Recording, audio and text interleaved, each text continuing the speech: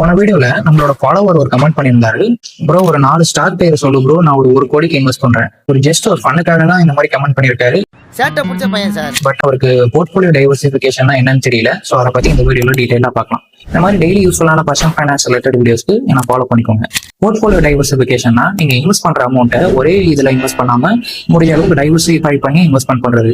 எக்ஸாம்பிளுக்கு ஈக்விட்டிஸ்ல ஷேர்ஸ்ல இன்வெஸ்ட்மெண்ட் பண்றது, mutual ஃபண்ட்ல investment பண்றது, கோல்டுல இன்வெஸ்ட்மெண்ட் பண்றது, எஃப்டில இன்வெஸ்ட்மெண்ட் பண்றது, ரியல் எஸ்டேட்ல இன்வெஸ்ட்மெண்ட் பண்றது.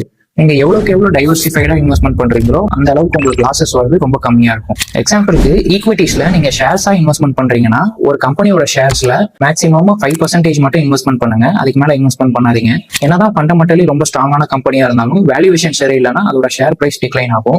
டாடா மோட்டார்ஸ் லாஸ்ட் 1 இயர்ல -42% நெகட்டிவ் ரிட்டர்ன்ஸ் தான் கொடுத்திருக்கு. நம்மளோட ஃபாலோவர் சொன்ன மாதிரி ஒரு கோடியில 4 ஷேர்ஸ்ல மட்டும் இன்வெஸ்ட்மெண்ட் பண்ணியிருந்தாருனாக்கா அவர் ஒரு ஷேருக்கு 25% வெயிட்டேஜ் தராரு. எக்ஸாம்பிளுக்கு அவர் இந்த மாதிரி டாடா மோட்டார்ஸ் ஃபண்டமெண்டலி ஸ்ட்ராங்கான கம்பெனி நினைச்சு அதுல இன்வெஸ்ட்மெண்ட் பண்ணியிருந்தாருனாக்கா அவருக்கு இப்போ கிட்டத்தட்ட 25 to 30% நெகட்டிவ் ரிட்டர்ன் தான் இருக்கும். இதனாலதான் போர்ட்ஃபோலியோ டைவர்சிஃபிகேஷன் ரொம்பவே முக்கியம். தேங்க்யூ ஃபார் வாட்சிங்.